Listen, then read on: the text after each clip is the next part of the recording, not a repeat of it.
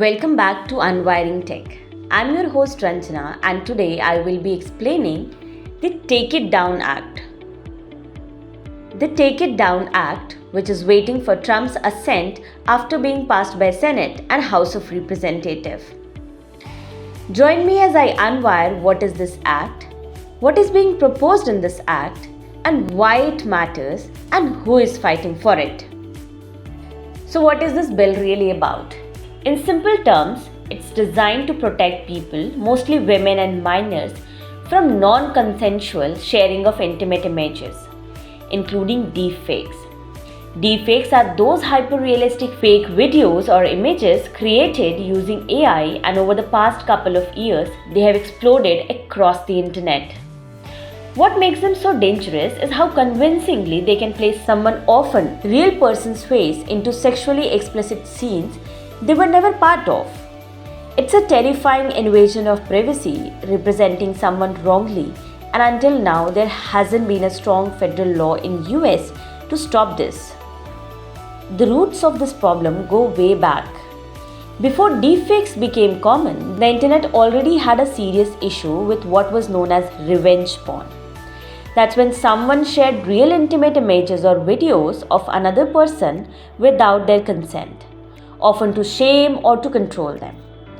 Some states had passed their own laws against it, but there was no unified national standard.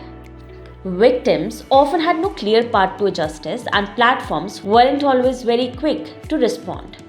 And that's the lack of structure combined with today's AI tools that makes it even more easier than ever to generate this kind of harmful content is what finally pushed Congress to act. The Take It Down Act tackles the issue from both sides: the people creating and spreading the content and the platform that hosts it. Under this proposed law, it would be a federal crime to knowingly post or even threaten to post intimate images or videos of someone without their permission.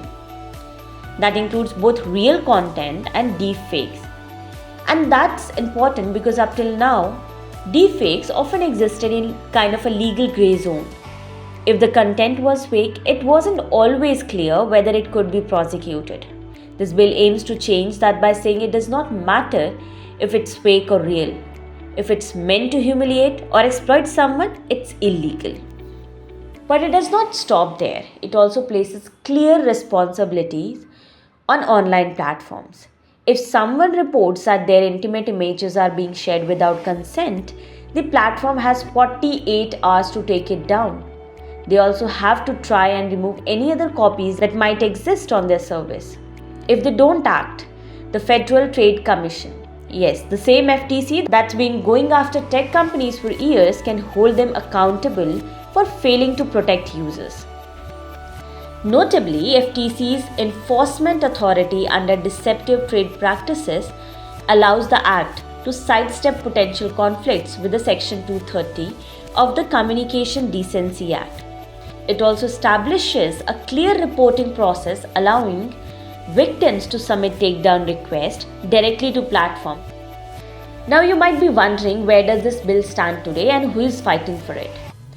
It was authored by Senators Ted Cruz and Amy Klobuchar and enjoy rare cross-aisle support from tech companies, advocacy groups, and even the First Lady, while drawing criticism from civil liberties organizations over potential over-censorship and enforcement challenges. As of April 30, 2025, the bill has passed both the House of Representatives and the Senate. In fact, the House passed it just a few days ago with overwhelming bipartisan support of 409 votes to just 2. The Senate had already approved it earlier this year, and the only thing left now is for President Donald Trump to sign it into a law. And according to recent statements, he plans to do exactly that. First Lady Melania Trump has been a vocal advocate for the bill, speaking out about the harms this kind of abuse causes and calling it a top priority for protecting women and children online. So yes, the Take It Down Act is likely to become law very soon. And while it has broad support, it's not without critics. Civil liberties groups like Electronic Frontier Foundation and Cyber Civil Rights Initiative have raised some concerns. They worry that the bill could lead to over removal of content, even in cases where it might not be harmful. Others argue that giving so much enforcement power to FTC, especially during politically charged time, could result in misuse or uneven enforcement. Their point isn't it that law is bad, but that it needs careful oversight to make sure it does not do more harm than good.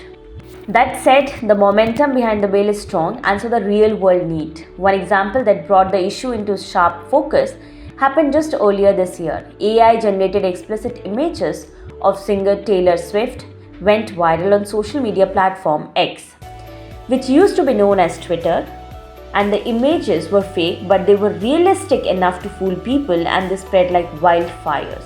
Swift fans, celebrities, and lawmakers all spoke out. An incident became a rallying point for the urgent need for legal action. Under the Take It Down Act, this kind of content would have to be removed quickly, and people responsible could face federal charges. Another example is the case of Elliston Berry, a teenager from El Paso, Texas. She was victimized by AI-generated explicit images that were circulated online without her consent. Her courageous decision to share her story played a significant role in bringing attention to the issue and galvanizing support for the legislation. So what does all this mean for internet and for users like you and me? Well, it's a clear sign that lawmakers are starting to take online abuse seriously, especially when it intersects with emerging technologies like artificial intelligence. The Take It Down Act is one of the first federal laws in US that directly addresses the harms of deepfake. It does not just react to technology, it tries to get ahead of it by setting boundaries and creating accountability. For victims, it provides a legal tool to reclaim control over their own image and body. For tech platforms, it makes it clear that silence or slow action is no longer acceptable. And for everyone else, it sends a message that the right to digital dignity isn't just a nice idea, it's something worth protecting, and now something this proposed law will help enforce. That's it for today's episode of Unwiring Tech. Thank you for tuning in.